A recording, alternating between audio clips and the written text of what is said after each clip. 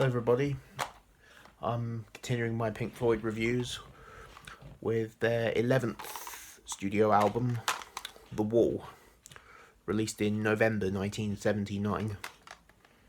Now this of course is a concept album about a fictional rock star named Pink, who builds this metaphoric wall around himself. So not an actual brick wall, but a metaphoric wall around himself to distance himself from society. And this, of course, is their second double album, the first one being Umaguma. Now, of course, I don't have it on CD, but I've got it on tape, so homemade copy. But I'm going to get this on CD eventually, because this is actually my second favourite Pink Floyd album. You know, there's actually quite a lot of some Pink Floyd fans who actually think that this album is overrated. I disagree with that. I think this album is excellent. I mean, yeah, it's got a couple of tracks on it that I'm not too fussed about, but as a whole, I think it's just such a great listening experience. And yeah, I do prefer this to Dark Side of the Moon, actually. I mean, objectively, Dark Side of the Moon is a better album. And yeah, I do love Dark Side of the Moon. And yeah, it is obviously objectively a better album than this, I suppose. But in terms of personal preference, I actually listen to this a bit more than Dark Side of the Moon. Even though Dark Side of the Moon is a 10 out of 10 album, whereas this isn't quite that high. But we'll get to that at the end. I'll rate it at the end. So yeah, and there was actually a film made based on this the concept of this album, which it was made in 1982, and of course it starred Bob Geldof as the character of Pink. Now it's quite unusual because Bob Geldof apparently doesn't like Pink Floyd. He actually hates Pink Floyd apparently, so it's kind of weird how he actually accepted the lead role in a Pink Floyd movie. And yeah, I personally, if I'm honest, I don't really like Bob Geldof's music that much really, but as an actor, I think he's great. I think he actually did a good job in that film. It's a really good film. I do have it on DVD. So yeah, we're going to go through the tracks now. So it starts off with, let's do disc one. So obviously, it's a cassette tape, but because it's a double album, we'll split it into two. Not into two videos, but we'll talk about the first disc first. That's basically on side one of the cassette. So it starts off with In the Flesh, which is an excellent track. It's a great opening track. It's a great rocker. And then we've got The Thin Ice, which one of my favourite Pink Floyd songs actually. It's such a great track. Especially the Richard Wright's organ playing on here. It's just brilliant. And then we get Another Brick in the Wall Part 1, which is fabulous.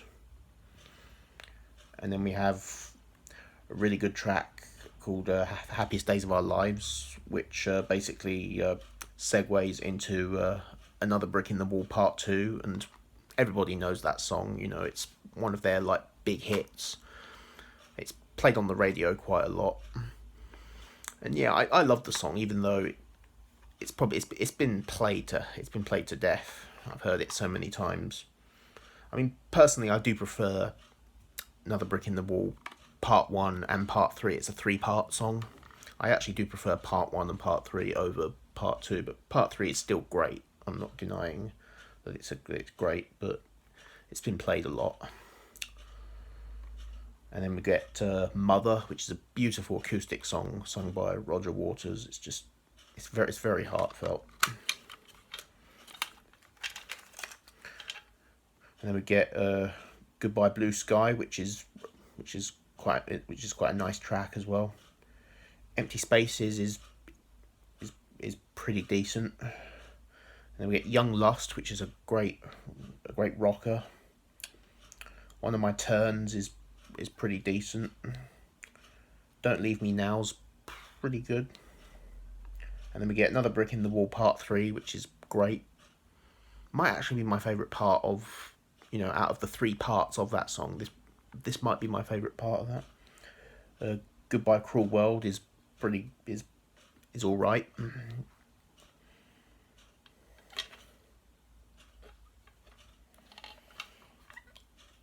And then that's the first disc, and then second we get Hey You, which is really good.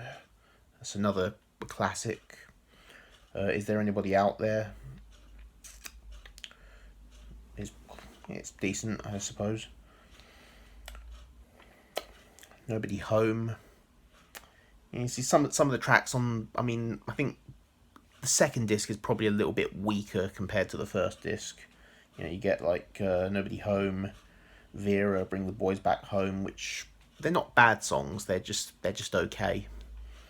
But then we get another drop dead classic on here, Comfortably Numb.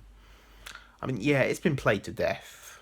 I know that, but it's a classic. It's got an excellent guitar solo. It's fantastic. Show Must Go On is actually good.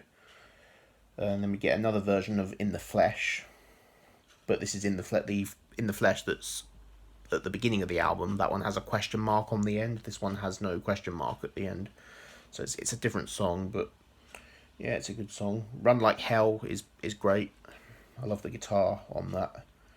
Waiting for the Worms, Stop, The Trial, and Outside the Wall. These last few tracks on the album are probably not really that strong, but they're okay.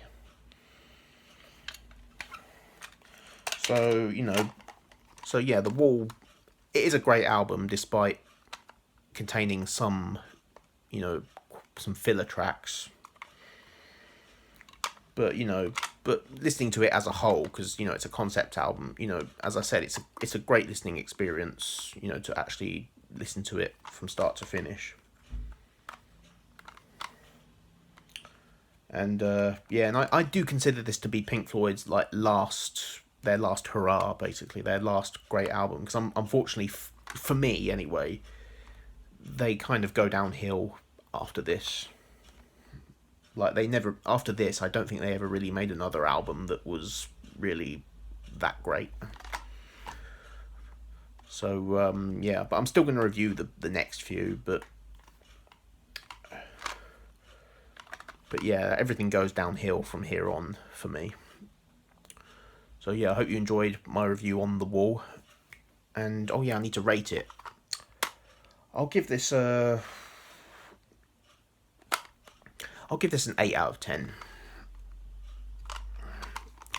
It's a great album, like I've said, but there's a bit of filler. But yeah, 8 out of 10 I think is a fair rating. So yeah, I hope you enjoyed this, and my next Pink Floyd review will be on The Final Cut. So I'll see you then.